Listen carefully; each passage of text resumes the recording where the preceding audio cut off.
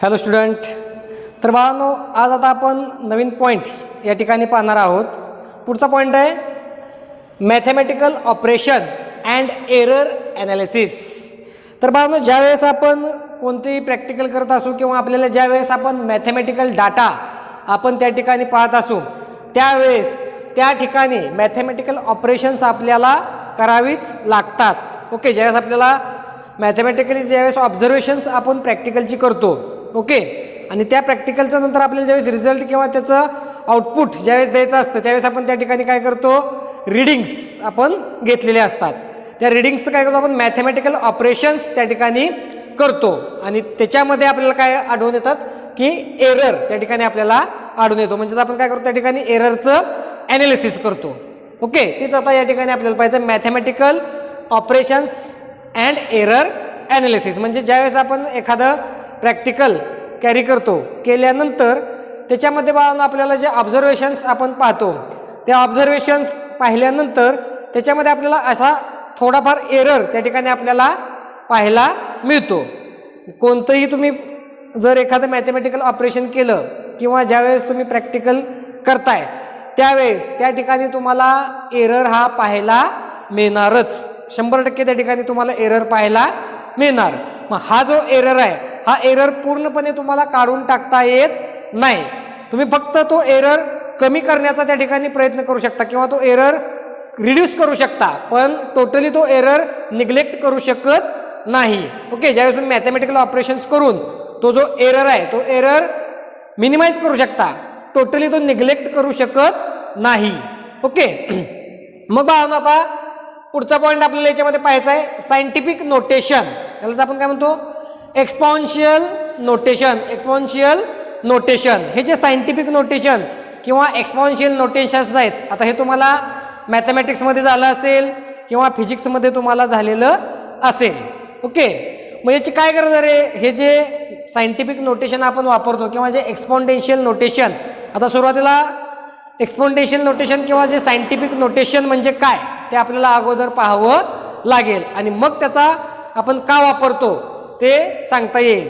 ज्यावेळेस तुम्ही नासासारखा सेक्टर असेल किंवा मोठमोठ्या लॅबोरेटरीजमध्ये त्या ठिकाणी मोठ्या प्रमाणामध्ये आपल्याला मॅथमॅटिकल कॅल्क्युलेशन्स त्या ठिकाणी करावी लागतात आणि ते कॅल्क्युलेशन जे आहे ते रिड्यूस करण्यासाठी किंवा इन शॉर्ट फॉर्ममध्ये लिहिण्यासाठी हे जे सायंटिफिक नोटेशन आहे त्यालाच आपण एक्सपोनेन्शियल नोटेशन असं म्हणतो. म्हणजेच बघा, ज्यावेळेस आपण तुम्हाला ॲव्होगॅड्रोज नंबर सर्वांना परिचयाचा आहे. ॲव्होगॅड्रोज नंबर, तो जो ॲव्होगॅड्रोज नंबर आहे, ॲव्होगॅड्रोज नंबर किती आहे, 6.022 किंवा 23 × 10⁻23 हा सगळ्यांना माहिती आहे ॲव्होगॅड्रोज नंबर. मग हा जो ॲव्होगॅड्रोज नंबर आहे, हा ॲव्होगॅड्रोज नंबर तुम्हाला एवढाच माहिती आहे, पण ॲक्च्युली हा ॲव्होगॅड्रोज नंबर जर पाहायचं झालं तर हा ॲक्च्युली ॲव्होगॅड्रोज नंबर किती असतो, तर इकडे बघा 6022.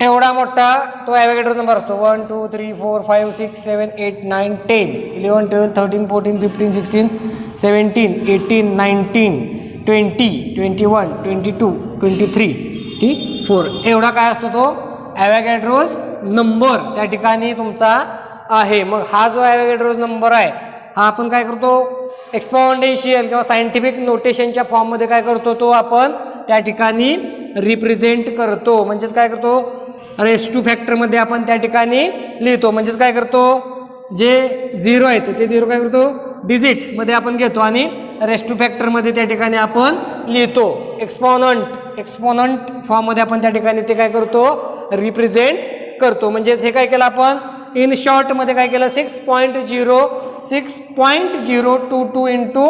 10⁻23 अशा फॉर्ममध्ये आपण ते लिहितो. सायंटिफिक नोटेशनच्या फॉर्ममध्ये आपण लिहितो. म्हणजेच काय करतो, ज्यावेळेस आपण मॅथमॅटिकल ऑपरेशन्स करतो किंवा मॅथमॅटिकल डाटा आपण ज्यावेळेस लिहितो त्यावेळेस काय करतो, जे झिरो आहेत ते झिरो जास्त वेळा आपल्याला लिहावे लागू नये म्हणून काय करतो, एकदम शॉर्ट फॉर्ममध्ये त्या ठिकाणी आपण ते लिहितो आहे का नाही. म्हणजे ज्यावेळेस मॅथमॅटिकल ऑपरेशन आपण करतो त्यावेळेस सायंटिफिक नोटेशन आपण वापरतो. जे झिरो आहेत, नंबर ऑफ झिरोज, ते कमी प्रमाणामध्ये आपल्याला लिहावे लागावेत किंवा ते अवॉइड करतो आपण झिरोज जास्त लिहिणं. त्याच्यासाठी काय करतो आपण सायंटिफिक नोटेशन हे त्या ठिकाणी आपण वापरतो.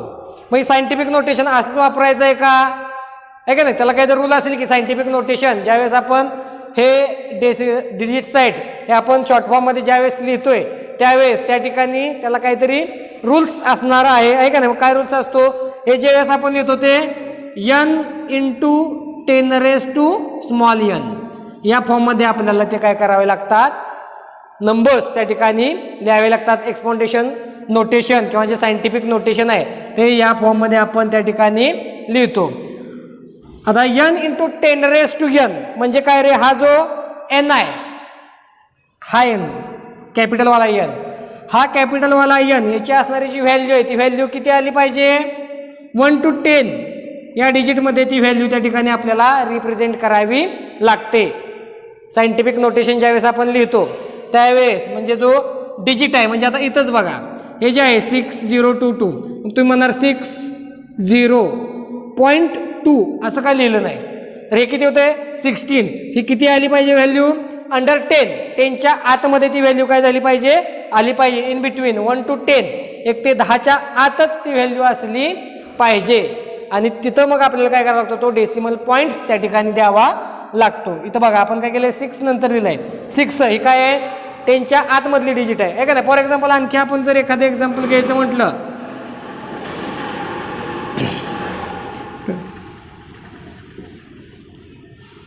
आता ही जर व्हॅल्यू आपल्याला सायंटिफिक नोटेशन फॉर्ममध्ये जर लिहायची झाली तर अकॉर्डिंग टू दिस रूल काय करावं लागेल, एनची व्हॅल्यू काय 1 to 10 मध्ये आहे का नाही. जर 23 पॉईंट घेतलं तर चालेल का, चालणार नाही. काय करावं लागणार आहे आपल्याला 2.3 घ्यावं लागणार आहे. ओके, इन टू 10⁻⁻⁴ जो फॅक्टर आहे आपला तो काय करावा लागणार आहे त्या ठिकाणी लिहावा लागणार आहे का नाही. म्हणजे ही जी आपण डेसिमल पॉईंट देतो तो डेसिमल पॉईंट देताना कुठं दिला पाहिजे, 1 to 10 ही जी व्हॅल्यू आहे त्याच्या आतमध्ये व्हॅल्यू येईल त्या ठिकाणी आपल्याला तो डेसिमल पॉईंट द्यावा लागेल. फॉर एक्झाम्पल ही जी व्हॅल्यू आहे यांची ती 9.9 एवढी असली तरी सुद्धा चालते. 9.9 × 10⁻⁻ समथिंग जो असेल तो, पण 9.9च्या वरती ती व्हॅल्यू नसली पाहिजे. कोणती, कॅपिटल एनची. ओके, इन टू 10⁻⁻, हा स्मॉल एन, हा स्मॉल एन म्हणजे काय असतो, याला काय म्हणतो आपण एक्सपोनंट.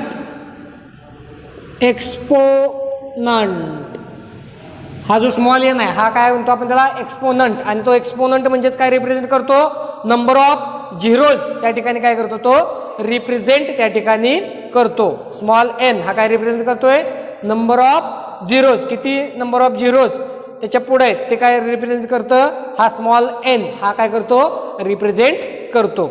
लक्षात आलं. ज्यावेळेस आपण मोठं मॅथमॅटिकल ऑपरेशन शॉर्टमध्ये आपण ती व्हॅल्यू लिहितो, okay, that is scientific notation. त्यालाच आपण काय म्हणतो, सायंटिफिक नोटेशन असं आपण त्याला म्हणतो. लक्षात आलं. n × 10⁻⁻n यानुसार आपण ते शॉर्ट करून लिहितो. एनची व्हॅल्यू लिहित असताना किंवा जो डिजिट आपण देतोय तो डिजिट काय असला पाहिजे, 1 ते 10च्या आतमध्ये असला पाहिजे. ओके, 1 to 10च्या बिटवीन तो असला पाहिजे. ओके, आणि हा एन काय रिप्रेझेंट करतोय त्याला आपण एक्सपोनंट असं म्हणतो. जे नंबर ऑफ झिरोज आहेत ओके त्या फिगरमध्ये ते काय करते, रिप्रेझेंट त्या ठिकाणी करतो. ओके, तर आता याच्यातच आपल्याला आता पुढं पाहायचं आहे. आता ॲडिशन सबस्ट्रॅक्शन हा पुढचा पॉईंट त्याच्यामध्ये आहे. पण आता याच्यामध्ये एक सांगायचं राहिलं, ज्यावेळेस तुम्ही डेसिमल देताय म्हणजे जो पॉईंट देताय तो पॉईंट ज्यावेळेस तुम्ही डेसिमल देताय त्या फिगरच्या जर तुम्ही लेफ्टकडे समजा पॉईंट इथं असेल आणि हा पॉईंट तुम्हाला इकडं लेफ्टला घ्यायचा असेल हे का नाही, ज्यावेळेस तुम्ही पॉईंट लेफ्ट बाजूला घेता त्यावेळेस तो कशामध्ये असतो प्लस, आणि ज्यावेळेस तुम्ही राईट साईडला नेता त्यावेळेस काय येणार आहे मायनस. रेस टू फॅक्टरचं जे साईन आहे ते प्लस केव्हा येईल, जो डेसिमल तुम्ही लेफ्ट साईडला घेताय त्यावेळेस ते प्लसमध्ये असेल, आणि ज्यावेळेस ते राईट साईडला घेताय म्हणजे इकडं येत आहे त्यावेळेस ते काय असणार आहे मायनस, त्या ठिकाणी ते साईन असणार आहे. लक्षात येते. आता हे सगळं तुम्हाला मॅथ्समध्ये झालेलं असेल असं कन्सिडर करू. ओके, आता याच्यामध्ये लिहून देण्यासारखं असं काय नाही, त्याच्यामुळं मी इथं पॉईंट्स काय लिहिलेले नाहीत, जस्ट काय केलं एक्सप्लेन केलेलं आहे. आता समजा एक आपण व्हॅल्यू घेतली, आता तुमच्या बुकमध्ये दिलेलीच 0.00015. ओके, 0.00015 आणि याचं काय करायचं आहे आपल्याला एक्सपोनंट फॉर्ममध्ये ती व्हॅल्यू आता काय करायची आपल्याला त्या ठिकाणी लिहायची आहे. एक्सपोनंट फॉर्ममध्ये आपल्याला ती व्हॅल्यू लिहायची आहे. ओके, आता बघा पॉईंट कुठं आहे, इथं आहे का नाही. मग हा पॉईंट काय करायचा आपल्याला एक्सपोनंट फॉर्ममध्ये लिहायचे, म्हणजे 1.5 असं आपल्याला ते करावं लागेल इंटू 10⁻². आता बघा हा पॉईंट किती डेसिमल तिकडे सरकला आहे, 1 2 3 आणि 4, म्हणजे इथं म्हणजे 10⁻4. पण काय येणार आहे 10⁻4 -4 येणार आहे का, तर हा डेसिमल राईट साईडला तो सरकलेला आहे, म्हणजेच काय येणार आहे मायनस साईन त्याच्यावरती येणार आहे का नाही. म्हणजे जो एक्सपोनंट आहे 4 तो कसा येणार आहे मायनस त्या ठिकाणी येणार आहे. डिजिट कुठे गेला आहे, राईट साईडला गेला आहे, त्याच्यामुळे ते आपण मायनसमध्ये लिहितो. जर इकडं आणखी इकडं सरकला असता तर 10⁻1 म्हटलं असतं आणि ही संख्या आहे अशी आपण त्या ठिकाणी लिहिली असती ॲज इट इज. लक्षात येते. पण काय केलं या ठिकाणी हा डिजिट इकडे घेतला आहे, म्हणजेच काय केलं 1.5 केलं इंटू 10⁻4, कसं -4. ओके, हे झाला एक्सपोनंट फॉर्ममध्ये आपण त्या ठिकाणी ते फिगर त्या ठिकाणी लिहिलेली आहे. लक्षात आलं. एक्सपोनंट किंवा एक्सपोनेन्शियल नोटेशन किंवा त्यालाच काय म्हणतो आपण सायंटिफिक नोटेशन त्या ठिकाणी आपण त्याला म्हणतो. तर आता याच्यामध्येच आपल्याला आणखी बाळांनो पाहायचं आहे addition and subtraction. Addition and subtraction, ज्यावेळेस आपण एखादे फिगर्स 2 फिगर्स घेतोय त्याच्यामध्ये त्याचं ॲडिशन तुम्हाला करायचं आहे. ओके, इथं सेपरेट पॉईंट लिहू वाटल्यास, ॲडिशन अँड सबस्ट्रॅक्शन. तर ज्यावेळेस बाळांनो तुम्हाला एक्झाम्पलला विचारलं जाईल की 2 फिगर दिले जातील आणि त्याचं ॲडिशन किंवा सबस्ट्रॅक्शन करायला सांगितलं जाईल. ओके, फॉर एक्झाम्पल आता आपण 2 फिगर त्या ठिकाणी घेऊ, 5.55 आणि दुसरी फिगर आहे 6.95. असं जर डायरेक्ट दिलं तर तुम्हाला ॲडिशन सबस्ट्रॅक्शन जमल. पण जर ह्याला जर रेस टू फॅक्टरमध्ये जर दिलं इंटू 10⁻4 इंटू 10⁻3, ही एक फिगर आहे आणि ही एक फिगर आहे. 5.55 इंटू 10⁻4 आणि 6.95 इंटू 10⁻3, अशा 2 फिगर तुम्हाला दिल्या आणि याचं ॲडिशन करायला सांगितलं तर तुम्ही म्हणाल आता अवघड आहे की नाही, का तर हा रेस टू फॅक्टर आडवा येतोय. मग काय करायचं, हा जो रेस टू फॅक्टर आहे मग असे सांगितल्याप्रमाणे काय करायचा, हा रेस टू फॅक्टर पहिल्यांदा काय करायचा इक्वल करून घ्यायचा. कसा करायचा इक्वल, तर काय करायचं 5.55, आता ह्याचं ॲडिशन सांगितलं प्लस, आता ज्यावेळेस आपल्याला हा इक्वल करायचा आहे त्यावेळेस काय करावं लागणार, पहिल्यांदा बघा इकडं 5.55 इंटू 10⁻4 प्लस, आता इथं काय चेंज करावं लागेल, हा जो डेसिमल आहे हा डेसिमल चेंज करावा लागेल. जर आपल्याला हा जर 10⁻² जर चेंज करायचा असेल तर आपल्याला त्या ठिकाणी हा जो डेसिमल आहे हा डेसिमल 1ने वाढण्यासाठी काय करावं लागेल, प्लस होण्यासाठी इकडे घ्यावं लागेल डावीकडे, आहे का नाही. म्हणजेच काय करावं लागेल 0.695 असं करावं लागेल इंटू, म्हणजे हे काय होणार आहे 1 न वाढणार आहे प्लस होणार आहे का नाही, म्हणजे 10⁻4 होणार आहे. लक्षात येते. मग दोन्हीकडचं 10⁻² सेम झाले.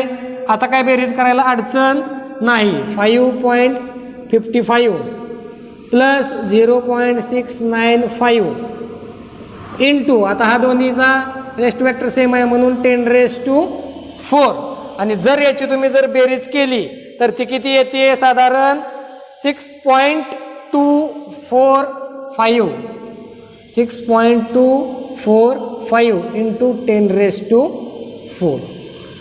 अशा पद्धतीनं काय करतो आपण ॲडिशन त्या ठिकाणी करतोय. ज्यावेळेस रेस टू फॅक्टरमध्ये तुम्हाला तुमचा व्हॅल्यू दिले असतील त्यावेळेस काय करायचं, जो रेस टू फॅक्टर आहे तो काय करायचा इक्वल करून घ्यायचा. रेस टू फॅक्टर म्हणजेच मग काय सांगितलं होतं बघा, n इंटू 10⁻n म्हणजे हा जो एक्सपोनंट आहे स्मॉल n एक्सपोनंट तो काय करायचा इक्वल करून घ्यायचा आणि मग काय करायची बेरीज करायची किंवा जे तुमची वजाबाकी असेल ती वजाबाकी त्या ठिकाणी करायची.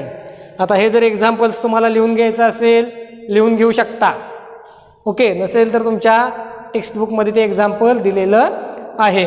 लक्षात येतंय? नाहीतर तुम्ही काय करणार, जर तुम्हाला एक्झामला विचारलं ॲडिशन सबट्रॅक्शन, ॲडिशन म्हटलं की डायरेक्ट ॲडिशन करणार, याच्याकडे लक्षच देणार नाही, असं चालत नाही. काय करावं लागतं, तो एक्सपोनंट आहे तो काय करावं लागतं आपल्याला इक्वल करून घ्यावा लागतो, मगच तुम्ही ते ॲडिशन असेल किंवा जे सबट्रॅक्शन असेल ते त्या ठिकाणी तुम्ही करू शकताय. आता असंच एखादा आणखी एक एक्झाम्पल आपण बघूया. आता हे झालं ॲडिशनचं. आता सबट्रॅक्शनचं बघूया. सेमच, बदल काय नाही का, नाहीतर वजाबाकी म्हणून काय दुसरा नियम आहे असं काय नाही. दुसरं जर एक्झाम्पल पाहायचं झालं तर आपण बघूया 3.5 इंटू 10⁻² हे एक व्हॅल्यू दिलेली आहे आणि दुसरी व्हॅल्यू आहे 5.8 इंटू 10⁻3. अशा दोन व्हॅल्यूज तुम्हाला त्या ठिकाणी दिलेल्या आहेत आणि त्याचं काय करायचं सांगितलं आहे, याचं सबट्रॅक्शन. ओके, सबट्रॅक्शन तुम्हाला करायचं आहे. मग काय करायचं, पहिल्यांदा रेस टू फॅक्टर बघा काय, एकाचा 10⁻² आहे आणि एकाचा 10⁻³ आहे. रेस टू फॅक्टर आपल्याला सेम करून घ्यायचं आहे. आता याच्यामध्ये काय करावं लागणार आहे, 10⁻² आणि 10⁻³ 10⁻³ चं 10⁻² जर आपल्याला करायचं असेल तर काय करावं लागणार आहे आपल्याला, या ठिकाणी एक डिजिट इकडे घ्यावं लागणार आहे का नाही. एक डिजिट इकडे आला की काय होणार आहे, -2 होणार आहे. लक्षात येते. 3.5 इंटू 10⁻² मायनस 5 पॉईंट, आता इथं 5 पॉईंट घ्यायचं नाही आपल्याला, रेस टू फॅक्टर सेम करायचं म्हणून काय करायचं 0.58 इंटू 10⁻² काय होणार आहे -2 होणार आहे. काय केला, एक डिजिट इकडे घेतला आपण. लक्षात येते, इकडे घेतले काय असतं प्लस, म्हणजे त्यातनं एक कमी होणार आहे का नाही, +-3 +1 म्हणजे -2 त्या ठिकाणी होणार आहे. मग काय रेस टू फॅक्टर आता आपण इक्वल केला. आता इथं तुम्ही म्हणणार -2च का करायचा, -3 केलं तर चालत नाही का, -3 केलं तरी सुद्धा चालते, पण आपल्याला ज्यावेळेस सबट्रॅक्शन करायचं आहे सोपं कोणतं होतंय त्या पद्धतीनं ते करून घ्यायचं चेंज आहे का नाही. -2 केल्यामुळे हे दोन्ही ज्या डिजिट आहेत ते आपल्याला मायनस करणं एकदम सोपं होणार आहे, म्हणून आपण त्या पद्धतीनं काय केलं, एक डिजिट इकडे घेतला, कमीत आहे तिकडं ते आपण करून घेतलं, -2 केलं. मग काय करायचं आता 3.5 मायनस 0.58 इंटू 10⁻². अशा पद्धतीनं जर तुम्ही ते करून घेतलं तर त्या ठिकाणी तुमचा आन्सर येईल 2.92 इंटू 10⁻². ओके, आन्सर हे काय तुम्हाला वजाबाकी करायला जमते, फक्त हा रेस टू फॅक्टर चेंज करताना डेसिमल कुठून कुठं हलवायचा हे फक्त तुमच्या लक्षात आलं पाहिजे. डेसिमल व्यवस्थित तुम्ही त्या ठिकाणी केला की सगळं एकदम व्यवस्थित तुमचा आन्सर येणार आहे. हे तुम्हाला झालं सुद्धा असेल मॅथ्समध्ये किंवा फिजिक्समध्ये तरीसुद्धा आपण या ठिकाणी घेतलेलं आहे. तसंच जर आता आपल्याला जर त्या ठिकाणी मल्टिप्लिकेशन जर करायचं असेल, ओके मल्टिप्लिकेशन, तर त्या ठिकाणी काय करू शकता तुम्ही, ज्यावेळेस आपण मल्टिप्लिकेशन करतो त्यावेळेस जो एक्सपोनंट आहे एक्सपोनंट, आता इथं कसं एक्सपोनंट आपण चेंज करून घेतला, तसं ज्यावेळेस तुम्हाला मल्टिप्लिकेशन करायचं आहे त्यावेळेस तुम्हाला एक्सपोनंट चेंज करायची गरज नसते. त्यावेळेस एक्सपोनंटची काय करतो आपण, बेरीज त्या ठिकाणी करतो. केव्हा, ज्यावेळेस गुणाकार करायचा असेल तेव्हा. लक्षात येते, ज्यावेळेस तुम्हाला गुणाकार करायचा आहे त्यावेळेस त्या ठिकाणी जे एक्सपोनंट आहेत त्याची काय करतो आपण, बेरीज करतो. फॉर एक्झाम्पल आता एक्झाम्पल बघूया, 5.6 इंटू 10⁻5 आणि दुसरा आहे 6.9